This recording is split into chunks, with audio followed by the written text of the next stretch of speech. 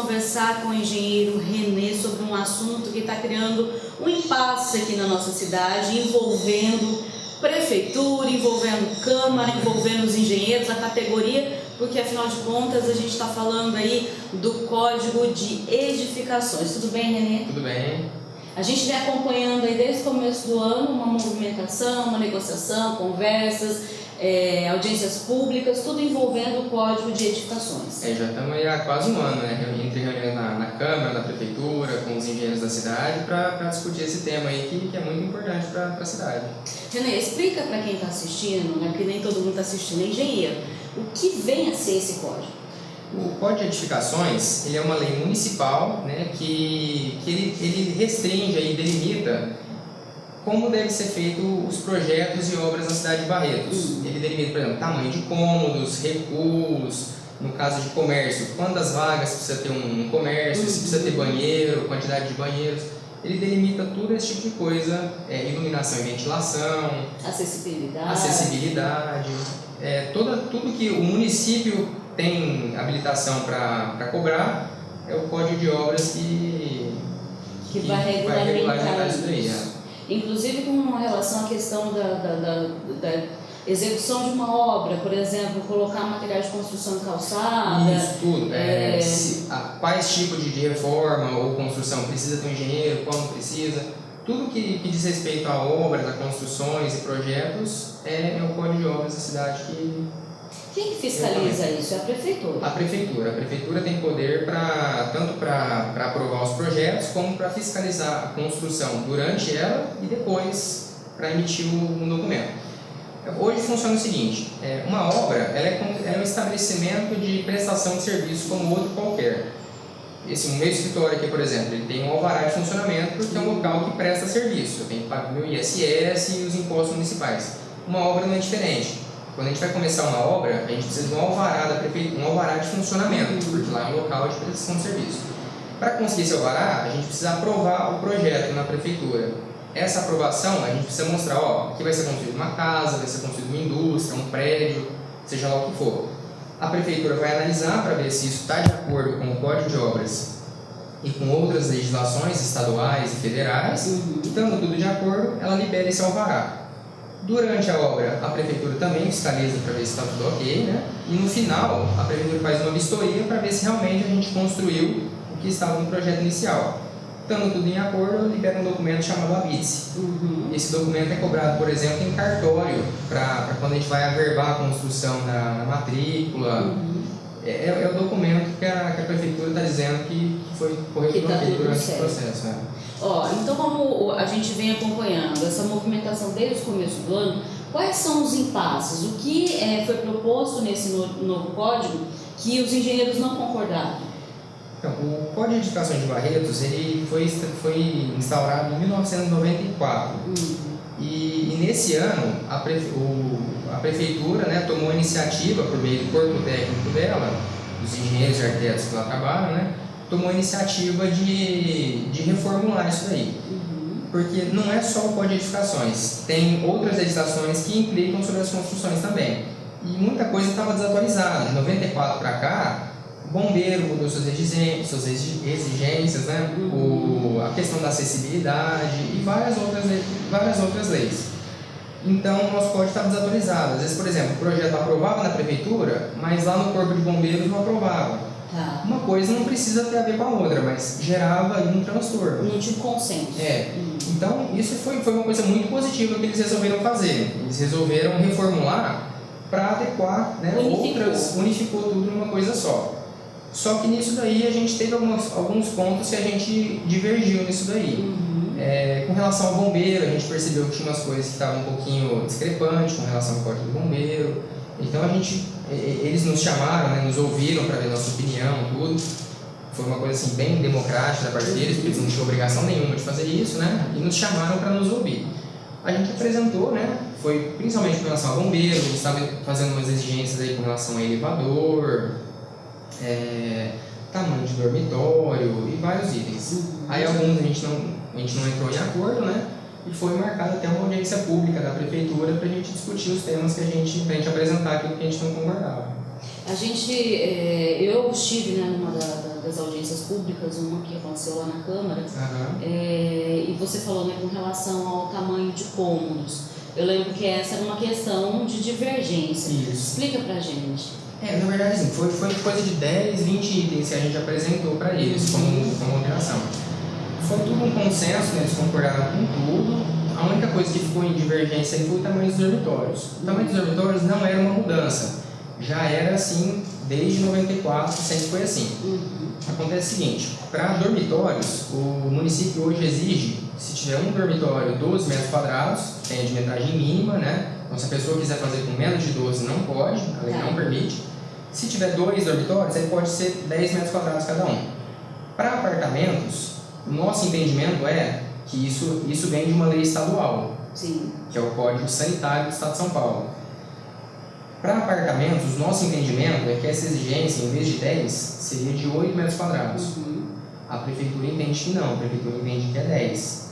Isso é porque assim, o parágrafo está mal escrito, está dando uma dupla interpretação, então a gente interpreta de um jeito e eles interpretaram de outro. Vale ressaltar também que esse Código Sanitário do Estado de São Paulo, que é o que a gente que é o que se baseia o nosso também aqui no município, ele é de 1978, ele já vai fazer 40 anos. E assim, apesar de dar essa dupla interpretação, o que a gente percebe é o seguinte: em cidades como Ribeirão, Rio Preto, Bebedouro, São Paulo, se fazem prédios com 8 metros quadrados. Um dormitório. Um dormitório com 8 metros quadrados. Se tiver mais que 2 dormitórios, é com 8 metros quadrados. Com 8 metros quadrados. E a gente, inclusive, encontra empreendimentos sendo lançados aí. Qualquer pessoa que procurar na internet, empreendimentos Ribeirão Preto, Rio Preto, vai ver que vai ter quarto com 8 metros quadrados. Aliás, corrigindo, né? Se tiver a partir de 2. Na verdade, para prédios, é qualquer quantidade. Qualquer quantidade? Qualquer quantidade. Se for um só, poderia ser 8, no nosso entendimento.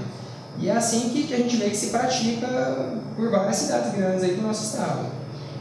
Quando é uma habitação popular, foge dessa regra? Então, quando é uma habitação de interesse social, a lei trata dessa maneira. Aí pode desrespeitar essa legislação, pode fazer tudo com 8, que é o mínimo que o Código Sanitário permite.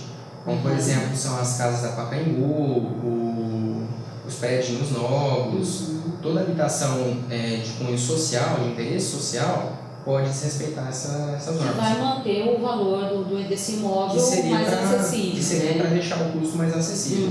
Agora, o que a gente não entende é isso. Para o particular, para construção particular, aí não pode usar, quer dizer, não pode utilizar esse artifício. Realmente é uma controvérsia, né? Porque se você pode fazer de uma forma e para uma determinada para um determinado propósito, por que não fazer para outro? Né? Justamente o nosso questionamento é esse. Até mesmo a gente questiona até o próprio Código Sanitário. O Código Sanitário diz que não pode ter dormitório com menos de 8 metros quadrados. Porém, ele diz que para casas precisa ter 12. Para apartamentos, a gente entende os mesmos 8. Mas aí, por exemplo, o Código Sanitário, ele trata na questão de saúde. Ele é um código sanitário. Então, por que tem essa exigência? Porque ele entende, por exemplo, se eu dormir num quarto que for pequeno, que não tenha ventilação e iluminação suficiente, a gente vai acabar tendo problema respiratório, problema de saúde mesmo. Mas a gente entende, fala, por que se uma casa popular pode ter 8, por que uma particular teria que ter 10 ou 12, né? A questão de saúde assim, não é a mesma? Exatamente, para uma parte da população não tem interesse na saúde. Para vocês verem como esse código é desatualizado, o sanitário, ele prevê dormitório de empregada. Ele prevê lá, se tiver um terceiro dormitório, você pode enquadrar como um dormitório de empregada e esse dormitório pode ter 6 metros quadrados, inclusive. Quer dizer, a empregada não é gente, não merece ter saúde. Então, desculpa aí. Mas caramba, né? Não, assim, é uma coisa muito antiga, 4 décadas atrás. É o que a gente fala, numa época as casas tinham um porão, numa época... Eu não era nem nascido. Gente, olha só, né? Eu acho que o que vale para um vale para o outro, né? É interessante realmente pensar assim. Na verdade, assim, foram marcadas 2 audiências públicas, uma pela Prefeitura e uma pela Câmara, para a gente discutir esses assuntos. E na segunda-feira, que foi aquela votação conturbada, que teve 30 projetos aprovados na mesma noite, um deles era esse código de edificações, que até os engenheiros da cidade de Barretos estiveram lá presentes para acompanhar a votação. E na audiência da Câmara, né, ficou combinado que a gente faria uma emenda para fazer esse ajuste aí do dormitório dos 8 metros quadrados, né, com os vereadores que estavam na audiência, foi combinado que seria feita essa emenda e apresentada na segunda-feira. Só que na segunda-feira, quando a gente chegou lá, não tinha sido feita essa emenda. Entendi. Aí a gente conversou com os vereadores para pedir vista no projeto, né? E não ser votado na segunda, porque não estava do jeito que a gente tinha combinado. Aí ficou combinado que eles marcariam uma sessão extraordinária na sexta-feira para votar com essa emenda. E essa aprovação para vocês é algo urgente? Então, não teria tanta urgência para a gente. O problema é que é o seguinte: dos artigos desse Código de Edificações prevê uma anistia. Porque uma das coisas que também está inclusa nesse projeto, que até é uma coisa que a gente não discutiu, é o fim das regularizações de obras na cidade. Que hoje, por exemplo, se uma pessoa faz uma construção em desacordo com a lei e ela não entra com o projeto, não pede o alvará, constrói mesmo assim, ela pode depois entrar com um processo de regularização e obter o documento do mesmo jeito, pagando uma multa, se não me engano, de R$500. Entendi. Que, assim, no nosso entendimento, no entendimento de qualquer pessoa sensata, isso é vantagem, assim, é um absurdo. A pessoa compra, na prática, a pessoa compra a lei por R$500. Ou ela segue a lei, ou ela desrespeita a lei e paga R$500, está tudo certo. Então, assim, a prefeitura, de uma maneira muito positiva, no nosso entendimento, está acabando com isso. Ela não vai permitir mais as regularizações de obras em desacordo com a lei.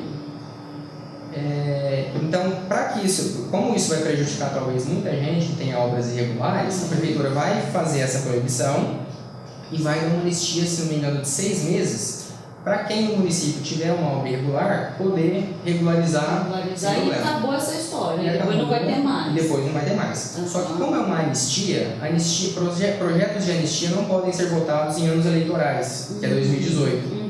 Então a nossa pressa seria essa. Votar nesse ano. Se não for aprovado até dia 31 de dezembro, teria que ficar só para 2019, porque 2018 não pode votar projeto de anistia. Quer dizer, se ficar só para 2019, quer dizer, vai ter mais um ano aí pela frente para as pessoas ainda continuarem, entre aspas, infringindo a lei. Né? É complicado, né? É que tá, pior que a pessoa não está nem infringindo a lei, ela está na lei isso, né? Ela pode fazer depois, está no direito dela. Paga uma multa. Né? Inclusive, eu acho um absurdo essa multa, foi até que a gente comentou com eles. Essa multa de R$500, se for uma casinha de cachorro ou se for um prédio de 20 andares. É uma multa de R$500. Então a gente vê assim, se for uma usina, se for um prédio, é o mesmo valor. Inclusive hoje eles até aumentaram o valor para obras maiores. Mas aí, por exemplo, eu vou fazer uma obra, eu quero tudo regularizado, tudo bonitinho. No fundo eu acabo gastando mais do que isso para fazer toda a documentação ou não? Não, de todo jeito você tem que pagar a documentação. A documentação é diferente. Se você entrar certinho ou entrar errado depois, você vai ter que pagar a documentação é a mesma, só que acresce os R$500. Só que a gente vê que acontece na cidade o seguinte: às vezes um prédio grande assim, vai começar a ser construído. A prefeitura pede aí 30 dias para aprovar um projeto. Então, às vezes, o cliente desse prédio tem pressa. Às vezes, o empreendimento é de 10, 20 milhões de reais, no exemplo.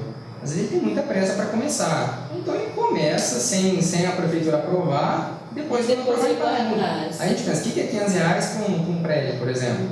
Às vezes, para uma casa pesa, às vezes, para um prédio não. Então, assim, banaliza a nossa lei. E por que a prefeitura demora 30 dias para aprovar um projeto? Isso aí é o seguinte... É o tempo que eles pedem lá. Realmente eles alegam que tem bastante processo na cidade e tudo mais. Foi até uma das reclamações que nós fizemos no começo do ano. Inclusive, no começo do ano estava até passando desses 30 dias. É um prazo que assim, acho uma lei até federal. É um prazo que qualquer órgão público tem 30 dias para resolver um protocolo aí que o município faça. Então, eles seguem esse padrão aí. É complicado, né, gente? Acho que no fundo, o correto é seguir tudo direitinho, fazer tudo direitinho. E quando a gente está falando de engenharia, edificações, a gente está falando também de muita responsabilidade. Né? Por isso que você tem que ter um engenheiro responsável, por isso que você tem que ter profissionais bons na sua obra. Não só pela questão de, vou ter uma pessoa lá, vai fazer de qualquer jeito, vou gastar 2 vezes. Não é só isso, não. A gente está falando de um imóvel que você vai entrar dentro, seja para trabalhar, para morar, e isso pode ser perigoso. Então tem que ter responsabilidade, né? Lógico. E como diz, esse código de obras, o planejador, essa lei municipal, assim, muita gente vê como um entrave, fala, tá me proibindo de fazer as coisas. E não é bem assim, isso aí é lei, né? Vem a lei e vem para melhorar, vem para garantir que a cidade não cresça de uma maneira desordenada. Sim. Por exemplo, eu não posso fazer um prédio na beira do córrego, eu não posso fazer uma indústria no centro da cidade. Então vem justamente para organizar o crescimento da cidade. Você pega cidades aí como São Paulo, que cresceram de uma maneira super desorganizada, hoje tem problema com trânsito, com enchente. Então a gente está brigando aí para que as cidades que cresçam de hoje em diante não tenham esses problemas. Tá certo, Renê, obrigada por nos receber, obrigada por passar essas informações. Eu acho que informações pertinentes aos engenheiros, mas também pertinentes a toda a nossa cidade, é um assunto que a população tem que conhecer. Obrigada mesmo. Eu que agradeço a oportunidade e, como diz, essa lei a gente fala, não afeta nem os engenheiros, afeta justamente a população que é o consumidor final do nosso produto, né? Exatamente. Bom, a gente vai ficando por aqui. Hoje a nossa presidente não pôde estar presente na gravação porque está em viagem, compromisso sério aí com a ABEA, mas a gente fica por aqui lembrando, na sexta-feira que vem nós voltamos às 8 horas e 30 minutos, 8h30, 8h30 da noite, trazendo mais um Momento ABEA para você aqui na Vale TV. Até lá!